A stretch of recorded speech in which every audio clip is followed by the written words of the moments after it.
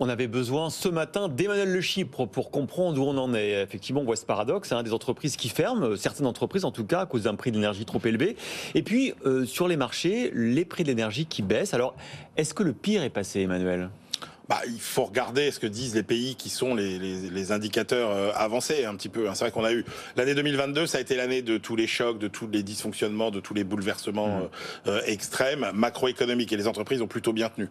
2023, on voit que ça va être l'année du retour à la normale sur le plan macroéconomique, mais qu'effectivement sur le plan des entreprises, ça va être plus compliqué. Alors oui, effectivement, sur le plan macroéconomique global, le plus dur est passé. Je vous parlais de deux pays qui sont toujours très intéressants à suivre par leur rôle un petit peu d'indicateur avancé, c'est la Belgique sur le business. Le Belgique, c'est le pays intermédiaire de toute l'Europe.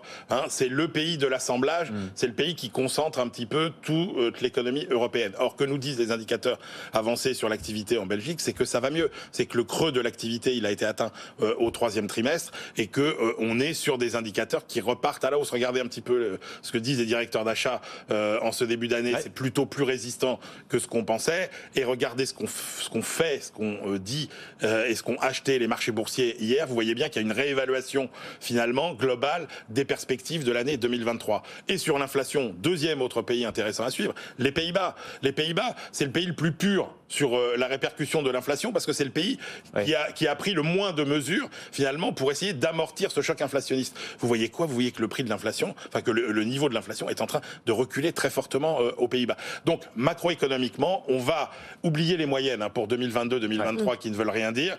En gros, on va vers une année dans laquelle on va assister au reflux assez spectaculaire de l'inflation et à une activité qui devrait résister. Mais il y a effectivement cette poche d'inquiétude pour... Ce qui veut dire qu'il faut attendre un peu.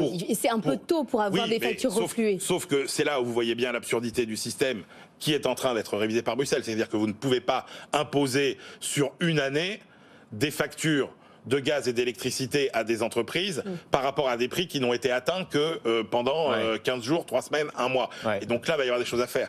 Donc concrètement, il y a effectivement 5 à 10% des entreprises. Si on est cynique, on rappelle que ce ne sont pas des entreprises qui, en plus, macroéconomiquement, pèsent très lourd. Ouais, bien sûr. Par contre, et c'est pour ça qu'on peut être optimiste sur quand même des dispositifs qui vont être mis en place, c'est que politiquement, c'est une bombe.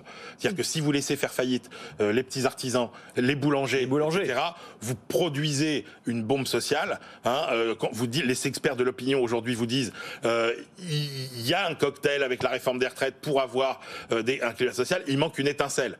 Je pense que la mobilisation pour défendre son petit commerce, son boulanger, etc., à la manière des Gilets jaunes, peut peut-être devenir ça. Donc il y a 5 à 10% des entreprises à surveiller de façon extrêmement précoce et extrêmement importante si on veut éviter effectivement un accident majeur.